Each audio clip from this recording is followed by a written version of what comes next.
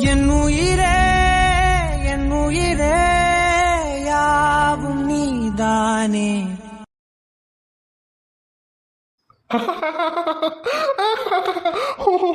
so funny.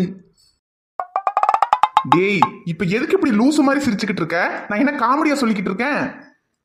இல்லையா பின்ன, ஒரு பொண்ணு, அதுவும் உன் பொண்டாட்டி உன்னை பார்த்து உனக்கு ஒழுங்கா கட்டி பிடிக்க கூட தெரிலன்னு சொல்லிட்டாளே மச்சான். அதை நினைக்கும் போது எனக்கு ஐயோ ஐயோ. டேய் மச்சான், இதை விட ஒரு கேவலம் உனக்கு தேவையாடா? சிரிடா சிரி, நல்லா சிரி. அந்த காப்பித்தூள் மண்டிய ஊருக்கு போய் 2 நாள் ஆகுது. இன்னும் 5 நாள் தான் இருக்கு. இந்த 5 நாளைக்குள்ள எதையாவது பண்ணி ஐஷுவுக்கு எல்லாத்தையும் ஞாபகத்துக்கு வர வைக்கணும். நானே என்ன பண்றது ஏது பண்றதுன்னு தெரியாம இங்க திணறிக்கிட்டு இருக்கேன். நீ என்னடானா எனக்கு ஐடியா கொடுப்பேன்னு பார்த்தா இப்படி உட்காந்து கெக்க பக்கன்னு சிரிச்சுக்கிட்டு இருக்க. நீ எல்லாம் ஒரு ஃப்ரெண்டாடா? டேய், அவ என்ன பரிசையா மறந்துருக்கா ஓடி போய் எடுத்துட்டு வந்து கொடுக்கறதுக்கு? பழசா மறந்துருக்காடா. அதையெல்லாம் ஞாபகத்துக்கு வர வைக்கணும்னா நம்ம என்னடா பண்ண முடியும்? அதுவா வந்தா தான்டா உண்டு. சரி, ஏதோ நீயும் அவளை கல்யாணம் பண்ணி கொஞ்ச நாள் ஒன்னா இருந்திருக்கீங்க. அதை வச்சு இப்ப திரும்பவும் நீ அவளை கட்டி பிடிக்கிறது கையை பிடிக்கிறதுன்னு எதையாவது பண்ணேன்னா திரும்ப பழசெல்லாம் ஞாபகத்துக்கு வருமோ என்னமோன்னு தான் அதையெல்லாம் ட்ரை பண்ணடான்னு சொன்னேன். டேய், நானும் நீ சொன்ன மாதிரி தானடா பண்ணேன். ஆனா அவ என்னடானா ஒழுங்கா கட்டி பிடிக்க கூட தெரியல, நீங்க ரொம்ப நல்லவருன்னு சொல்லிட்டாடா. எது? நான் சொன்ன மாதிரி பண்ணியா? கிழிச்ச ஏண்டா டேய். முன்னாடி ஒரு நாள் கிடைச்ச கேப்ல கப்பல் ஓட்டி அவளை கர்ப்பமாக்க தெரிஞ்சிச்சுலடா. இப்ப அவ வாயாலேயே ஒழுங்கா கட்டி பிடிக்க தெரியலன்னு சொல்றான்னா அப்ப நீ எந்த லட்சணத்துல அவளை கட்டி பிடிச்சிருப்ப? அப்புறம் எனக்கு ஒரு சின்ன சந்தேகம்டா மச்சான். அவ உன்னை பிடிக்கலன்னு சொல்றா, நீ ஒழுங்கா கட்டி பிடிக்கலன்னு சொல்றா. அப்போ அவ என்னதான் சொல்ல வரா? நீ கட்டி பிடிச்சது இப்போ தப்புன்னு சொல்ல வராளா, இல்ல உனக்கு ஒழுங்கா கட்டி பிடிக்க தெரியல கொஞ்சம் ட்ரைனிங் எடுத்துட்டு வந்து கட்டி பிடின்னு சொல்ல வராளா? என்னடா மச்சான் தேடுற? இல்ல, இங்க கீழே ஒரு கல்லு கிடந்துச்சு, அதான் எங்கன்னு பாத்துக்கிட்டு இருக்கேன். சரி விடு, இப்போ உனக்கு என்ன வேணும் அத சொல்லு. 5 நாள்ல ஐஷுவை கரெக்ட் பண்றதுக்கு ஒரு உருப்படியான ஐடியா இருந்தா கொடு. அவ்வளவுதானே, கொடுத்துருவோம். ஆனா அதுக்கு முன்னால ஐஷு உங்க கல்யாண போட்டோவை பார்த்தாலா பார்க்கலையான்னு எல்லாருமே கன்ஃபியூஷன்ல இருப்பாங்க. முதல்ல அதுக்கு போய் ஒரு பிளாஷ்பேக்கை போட்டுட்டு வா. அதுக்கப்புறம் 5 நாள்ல இல்ல, ஒரே நாள்ல ஐஷு உனக்கு ஓகே சொல்றதுக்கு வேற லெவல் ஐடியா நான் உனக்கு கொடுக்குறேன். ஏ ஐஷு. என்ன சார்? அது உங்களுக்கு உள்ள ட்ரெஸ் எல்லாம் எங்க இருக்குன்னு தெரியாதுல்ல, நான் போய் எடுத்துட்டு வரேன், இருங்க. இல்ல சார், பரவாயில்ல, உள்ளதானே இருக்கு. நான் போய் எங்க இருக்குன்னு பார்த்து எடுத்துட்டு வரேன். ஏன்னா இப்ப நீங்க வெளியே எங்கேயாவது போனா கூட அப்புறம் ரியாக்கு ஏதாவது வேணும்னா நான் தானே எடுக்கணும். எந்த இடத்துல இருக்குன்னு சொல்லுங்க, நான் போய் எடுத்துட்டு வரேன். இல்ல வேணாம், நான் போனதுக்கு அப்புறம் வேணா நீங்க போய் பார்த்து எடுத்துக்கங்க. ஆனா இப்போ நான் எடுத்துட்டு வரேன், இருங்க. என்னாச்சு இருக்கு? ட்ரெஸ் தானே போய் எடுக்கணும்னு சொன்னோம், அதுக்கு எதுக்கு இவ்வளவு ஷாக் ஆகுறாரு?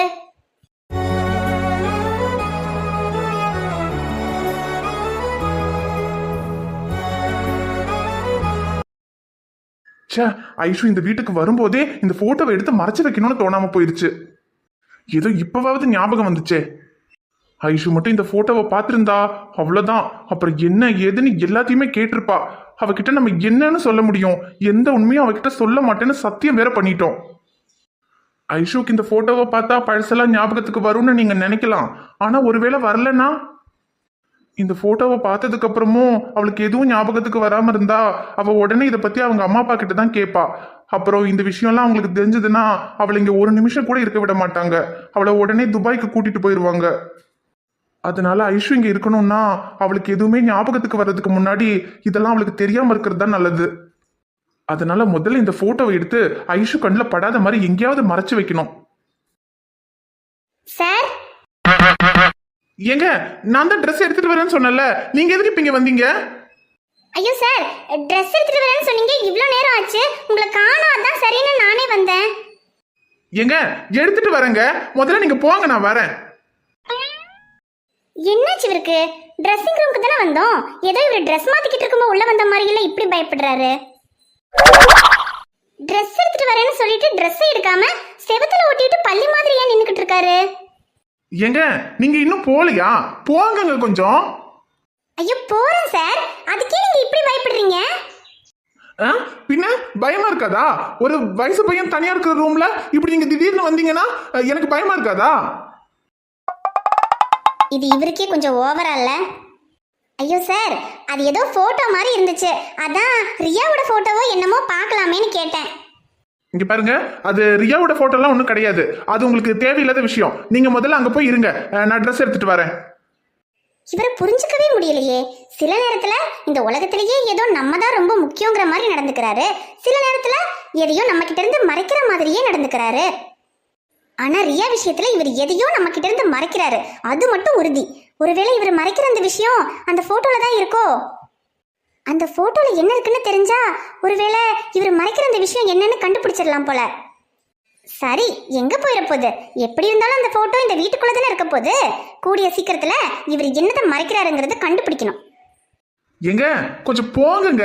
ஒரு மனுஷன் எவ்வளவு நேரங்க இப்படி நிக்க முடியும்? கால் வலிக்குதுங்க, கொஞ்சம் போங்க. நம்மள அப்படி நிக்க சொன்னோம்? போறேங்க.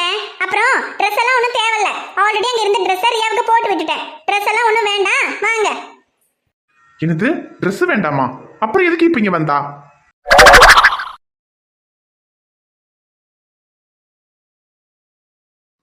இப்ப சொல்லு, என்ன ஐடியா? சொல்றேன் கேளு. இப்ப ஐசு உன்னை காதலிச்சது, கல்யாணம் பண்ணிக்கிட்டது, உன் கூட வாழ்ந்ததுன்னு எல்லாத்தையும் மறந்துட்டா. இப்ப அவளுக்கு நம்ம எல்லாத்தையும் ஞாபகத்துக்கு வர வைக்கணும். டேய், அடே இருடா, ஐடியா தாண்டா சொல்ல போறேன், ஒரு ஃப்ளோல வந்துக்கிறேன், இரு. சொல்லி தொலை. இப்போ நீயும் ஒரு டாக்டர், எல்லாத்தையும் மறந்தவங்களுக்கு திரும்ப எல்லாத்தையும் ஞாபகத்துக்கு வர வைக்கணும்னா நீங்க என்ன பண்ணுவீங்க? ஐ மீன், என்ன ட்ரீட்மெண்ட் கொடுப்பீங்க? ட்ரீட்மெண்ட்னா ஷாக் ட்ரீட்மெண்ட் கொடுத்தா ஒருவேளை எல்லாம் ஞாபகத்துக்கு வர்றதுக்கு வாய்ப்பு இருக்கு. That is the point, your honour. டேய், இப்போ நீ என்ன சொல்ல வர? அப்படின்னா ஐஷுவா ஹாஸ்பிட்டலுக்கு கூட்டிட்டு போய் கரண்ட் ஷாக் ட்ரீட்மெண்ட் கொடுக்க சொல்றியா? அடேய், நீ டாக்டர் தான், ஆனா அதுக்காக ரொம்ப தான் டாக்டரா யோசிக்காத, கொஞ்சமாவது லவ்வரா யோசிடா. நான் ஒன்னும் ஐசுவா ஹாஸ்பிட்டலுக்கு கொண்டு போய் கரண்ட் ஷாக்கு கொடுக்க சொல்லல, அவ ஷாக் ஆகுற மாதிரி ஏதாவது பண்ணுன்னு தான் சொல்றேன். அப்புறம் நான் சொல்ற ஷாக்குங்கிறது நீ நினைக்கிற மாதிரி வெறும் அதிர்ச்சி மட்டும் இல்ல, இன்ப அதிர்ச்சி. இன்ப அதிர்ச்சியா? டேய், ஒரு இலவும் புரியல, தெளிவா சொல்லி தொலைடா. ஆமா, உனக்கு புரிஞ்சுட்டா தான்டா அதிசயம். ஓப்பனாவே சொல்றேன், ஒழுங்கா கேட்டு தொலை. இங்க பாரு, ஏற்கனவே உனக்கு கட்டி பிடிக்க தெரியல, நீ ரொம்ப நல்லவன் நினைச்சுக்கிட்டு இருக்கா. இந்த நேரத்துல கட்டி பிடிக்கிறதுக்கு மட்டும் இல்ல, வேற எல்லாம் தெரியும்னு நீ அவளுக்கு காமிக்கணும். அப்படி காமிச்சா அதை விட பெரிய அதிர்ச்சி அவளுக்கு இருக்க முடியாது. அப்புறம் அந்த காப்பித்தூள் மண்டையை வர்றதுக்கு இன்னும் 5 நாள் தான் இருக்கு. இந்த 5 நாள்ல 90s கிட் மாதிரி கண்ணாலேயே காதல் பண்ணிக்கிட்டு இருந்தா வேலைக்கு ஆகாது. 2K கிட்ஸ் மாதிரி அதிரடியா ஆக்ஷன்ல இறங்கணும். டேய், அதுக்குன்னு கட்டி பிடிக்கிறதுக்கே பயமா இருந்துச்சுடா, இதுல வேற. அப்படியா? ரொம்ப பயமா இருக்கா? அப்ப சரி, அப்ப ஐசுவை மறந்துரு. டேய் மச்சான், பின்ன என்னடா? இங்க பாரு, இதை விட சூப்பரான ஐடியா நாசா விஞ்ஞானியாலே கொடுக்க முடியாது. ஒழுங்கா நான் சொல்ற மாதிரி பண்ணு. ஏங்க, இவன் என் காதல சேர்த்து வைக்கிறதுக்கு ஐடியா கொடுக்குறானா, இல்ல அவகிட்ட இருந்து எனக்கு செருப்படி வாங்கி தரதுக்கு ஐடியா கொடுக்குறானே தெரியலையே. சரிடா மச்சான், இப்போதைக்கு எனக்கு இது விட்டா வேற வழியும் இல்ல. நீ சொல்ற மாதிரியே பண்றேன். ஆனா என்ன, தைரியம் வரல அதானே? ஆமாண்டா.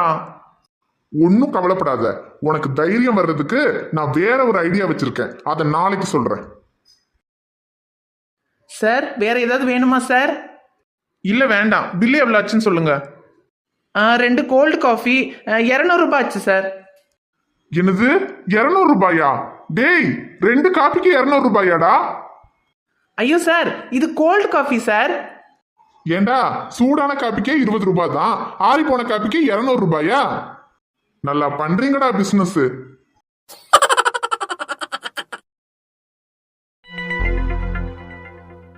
அரவிந்து. என்னம்மா? அப்போ அரவிந்து, அது அங்கே கோயம்புத்தூர்லேருந்து இங்கே நம்ம ஊருக்கு வேலை ட்ரான்ஸ்ஃபர் வாங்குறேன்னு சொன்னியே, அது என்னப்பா இங்கே வேலை மாற்றி கொடுத்துட்டாங்களா? இன்னும் இல்லைம்மா, நான் வரும்போது தான் எழுதி கொடுத்துட்டு வந்தேன். இன்னும் 2-3 நாள் ஆகும்னு நினைக்கிறேம்மா. அது இங்கே மாற்றினதுக்கு அப்புறம் தான் இங்கே வேலைக்கு ஜாயின் பண்ணணும். ஏம்மா கேட்குறீங்க? இல்லைப்பா, அது அந்த ட்ரான்ஸ்ஃபரை கேன்சல் பண்ணிவிட்டு திரும்ப அங்கே கோயம்புத்தூர்லேயே போய் வேலை பார்க்க முடியாதாப்பா? ஏம்மா, ஏன் அப்படி கேட்குறீங்க? நீங்க தானே நம்ம எல்லாரும் இங்க ஊர்ல வந்து இருக்கணும்னு ஆசைப்பட்டீங்க. அதனால தானே நாங்க வேலைக்கு கூட டிரான்ஸ்ஃபர் எழுதி கொடுத்துட்டு இங்க திரும்ப ஊருக்கே வந்தோம். இப்ப ஏமா அப்படி கேக்குறீங்க? அது இல்லைப்பா அரவிந்த், நம்ம எல்லாரும் இங்கே நம்ம சொந்த ஊருக்கு வந்து நம்ம வீட்டில் இருக்கணும்னு ஆசைப்பட்டு தான் இங்கே வந்தோம். ஆனால் இங்கே வந்ததுக்கப்புறம் என்னம்மா என்னாச்சு? அது இல்லைப்பா, இங்கே வந்ததுலேருந்தே உனக்கும் சீதாக்கும் கல்யாணமான விஷயம் தெரிஞ்சு ஊரில் எல்லாருமே ஆளுக்கு ஒவ்வொரு விதமாக பேசிக்கிட்டு இருக்காங்க. அதனால என்னம்மா? மத்தவங்க பேசுறாங்கன்றதுக்காக நம்ம என்ன பண்ண முடியும்? மத்தவங்க பேசுறாங்கன்றதுக்காக நம்ம சொந்த ஊரை விட்டு நம்ம சொந்த வீட்டை விட்டு நம்ம போக முடியுமாம்மா? என்னம்மா நீங்க பேசுறீங்க? அதுலயும் நீங்களும் இந்த வீட்டை விட்டு போகணும்னு சொல்றீங்க. இது அப்பா கட்டின வீடு. எந்த ஒரு நிலைமையிலையும் இந்த வீட்டை விட்டு போகணும்னு நீங்க சொல்லவே மாட்டீங்களேம்மா. கதிரண்ண வீட்டுக்கு போனா கூட நம்ம வீட்டுல இருந்தாதான், நம்ம வீட்டுல தூங்கினாதான் எனக்கு தூக்கம் வரும்னு ஓடி வருவீங்க. இப்ப என்னடான்னா அடுத்தவங்க பேசுறாங்கன்றதுக்காக இந்த ஊரை விட்டு போகணும்னு சொல்லிக்கிட்டு இருக்கீங்க. இங்கே பாரு அரவிந்த், இந்த வீடு தான் எனக்கு சொர்க்கம். இந்த வீட்டை விட்டு எங்கேயும் போகணும்னு நான் நினச்சதே இல்லை. அதுலேயும் இந்த வீட்டில் இருக்கும்போது உன் அப்பா என் கூட இருக்கிற மாதிரியே தான் நான் நினச்சிருக்கேன். இது எனக்கு சாதாரண வீடு மட்டும் இல்லை, உன் அப்பா கட்டின கோயில். அப்படிப்பட்ட இந்த வீட்டை விட்டு நம்ம எல்லாரும் அங்கே கதிர் வீட்டுக்கு போகலான்னு நான் ஏன் சொல்கிறேன்னா, எல்லாம் அந்த பொண்ணு சீதாக்காக தான்ப்பா. என்னம்மா சொல்றீங்க? சீதாக்காகவா? ஆமாம்ப்பா அரவிந்த், இங்கே உள்ளவங்கெல்லாம் வேணும் வேணும்னே அதையும் இதையும் சொல்லி பாவம் அந்த பொண்ணு மனசை ரொம்ப கஷ்டப்படுத்துகிறாங்கப்பா. ஆரம்பத்தில் எனக்கும் அந்த பொண்ணு மேலே கோவம் இருந்துச்சு. நானும் அந்த பொண்ணை தப்பாக தான் நினச்சேன். ஆனால் அதுக்கப்புறமா அவ தான் உன் பொண்டாட்டி, அவ தான் என் மருமகன்றத நான் ஏற்றுக்கிட்டேன். அதனால் இப்போ எனக்கு அவன் மேலே எந்த ஒரு கோவமோ வருத்தமோ இல்லை. அவ கூட இருக்கும்போது அவளை நான் புரிஞ்சுக்கிட்டேன். அதனால அவ ரொம்ப நல்ல பொண்ணுங்கிறது எனக்கு தெரியும். ஆனால் இந்த ஊரில் உள்ளவங்களுக்கு அப்படி இல்லைல்லப்பா. ஏதோ ஒரு விஷயம் கிடைச்சா போதும்னு அடுத்தவங்க மனசை சொல்லி சொல்லி காயப்படுத்துறதுக்கு தானே பார்ப்பாங்க. அதுலேயும் ஒரு பொண்ணுக்கு ஏற்கனவே கல்யாணமாகி குழந்தை இருந்து திரும்ப வேற ஒருத்தரை கல்யாணம் பண்ணிக்கிட்டான்னா அதை இந்த ஊரில் உள்ளவங்களுக்கு சொல்லவா வேணும்? எப்படா அதையெல்லாம் சொல்லி அவங்கள கஷ்டப்படுத்தலான்னு தான் காத்துக்கிட்டு இருப்பாங்க. என்னம்மா சொல்றீங்க? யார் என்ன சொன்னா? திரும்ப யார் அவகிட்ட தப்பா பேசினா? யாருன்னு மட்டும் சொல்லுங்க, அவங்களுக்கு உள்ள பதில நான் கொடுக்குறேன். இங்கே பாரு அரவிந்த், இன்னைக்கு ஒருத்தவங்க பேசுகிறாங்கன்னா அவங்கள நீ போய் திட்டி எதுவும் ஆக போகிறதில்ல. ஏன்னா திரும்ப நாளைக்கு வேற ஒருத்தவங்க இதை பற்றி பேசுவாங்க. அப்படி நீ ஒவ்வொருத்தரையும் போய் திட்டிக்கிட்டே இருக்க முடியுமா? அவங்க பேசுனதுக்கப்புறம் அவங்கள போய் திட்டுறதுங்கிறது வேற. ஆனால் அவங்க பேசுனதுனால பாவம் அந்த பொண்ணு மனசு எவ்வளோ காயப்படும். அதை நம்ம என்னப்பா பண்ண முடியும்? அதனால தான்ப்பா சொல்கிறேன், இங்கே இருந்தால் ஆளுக்கு ஒன்று ஒன்று சொல்லி அந்த பொண்ணு மனசை கஷ்டப்படுத்திக்கிட்டே தான் இருப்பாங்க. அந்த பொண்ணால் நிம்மதியாக சந்தோஷமாக இருக்கவே முடியாது. நம்ம எல்லாரும் கதிர் வீட்டுக்கே போயிடுவோம்ப்பா. அங்கேன்னும் போது நம்மளை யாருக்கும் தெரியாது. உன்னை பற்றியோ சீதாவை பற்றியோ அங்கே யாருக்கும் தெரியாது. அதனால யாரும் எதுவும் கேட்கறதுக்கும் வரமாட்டாங்க. மா, நீங்களாம்மா இப்படி எல்லாம் பேசுறீங்க? என்னால நம்பவே முடியலம்மா. ஏன்னா எந்த ஒரு காரணத்துக்காகவும் இந்த வீட்டை விட்டு போகணும்னு நீங்க சொல்ல மாட்டீங்க. ஆனா இப்போ சீதாவுக்காக இந்த வீட்டை விட்டு இந்த ஊரை விட்டே போகணும்னு சொல்றீங்களேம்மா. இங்கே பாரு அரவிந்த், எனக்கு இந்த வீடு முக்கியம்தான். ஆனால் இந்த வீட்டை விட நீயும் சீதாவும் சந்தோஷமாக இருக்கணும், அதுவும் எனக்கு முக்கியம்தான்ப்பா. அதுலேயும் பாவம் அந்த பொண்ணுக்கு யாருமே இல்லை. இத்தனை கஷ்டங்களையும் சொல்கிறதுக்கு கூட அம்மா அப்பா குடும்பம்னு யாரும் இல்லாத பொண்ணு. அந்த பொண்ணுக்கு நம்ம தானப்பா ஆறுதலாக இருக்கணும். இப்போ எனக்கு ஒரு பொண்ணு இருந்து அந்த பொண்ணுக்கு இப்படி ஒரு நிலைமைன்னா அப்போவும் நான் இப்படி தானப்பா யோசிச்சிருந்திருப்பேன். நம்ம அங்கே கதிர் வீட்டுக்கு போனாலாவது பாவம் யாரோட தொல்லையும் இல்லாமல் அந்த பொண்ணு நிம்மதியாக இருக்கட்டும்ப்பா. அதனால் நம்ம அங்கேயே போயிடலாம். நீ உன் வேலையை அங்கேயே மாற்றிக்கப்பா. சரிங்கம்மா, அது ஒன்றும் பிரச்சனை இல்லை. டிரான்ஸ்ஃபர் வேண்டான்னு கேன்சல் பண்ணிட்டா திரும்ப அங்கேயே டியூட்டிக்கு ஜாயின் பண்ணிக்கலாம். நம்ம எல்லாரும் அங்கே போகலாமா? சரிப்பா. காத்திருக்கும் சீதைக்கெல்லாம் ராமன் கிடைப்பதில்லை. ராவணர்க்கு சீதை என்று பிரம்மன் எழுதவில்லை. புதிய பாதை போட்டுக் கொள்ள எவரும் மறுப்பதில்லை. பலிகள் கேட்கும் பழமை தன்னை யாரும் பொறுப்பதில்லை. பெண்ணுக்கு பெண்ணிங்கு எதிரி இல்லை. பெண்மையை காட்டிலும் தெய்வமில்லை. அத்தை கண்களில் அன்னை தோன்றின மாகாணி. அவள் பரிசிந்த பொன்தானி. இது காதல். ஹாய் ஃப்ரெண்ட்ஸ், எல்லாரும் எப்படி இருக்கீங்க? நிச்சயமா நலமா இருப்பீங்கன்னு நம்புறோம். இந்த வீடியோ பிடிச்சிருந்தா மறக்காம வீடியோவுக்கு ஒரு லைக் போடுங்க. வீடியோவை உங்க ஃப்ரெண்ட்ஸுக்கும் ஃபேமிலிக்கும் ஷேர் பண்ணுங்க. வீடியோவை பற்றின கருத்து எதுவாக இருந்தாலும் மறக்காமல் கமெண்ட்டில் சொல்லுங்கள். சேனலை இன்னும் நீங்கள் சப்ஸ்கிரைப் பண்ணாமல் பார்த்துக்கிட்டு இருந்தீங்கன்னா மறக்காமல் சப்ஸ்கிரைப் பண்ணிட்டு பாருங்கள். நாங்கள் உங்களை நாளைக்கு பார்க்க வரோம். Bye friends.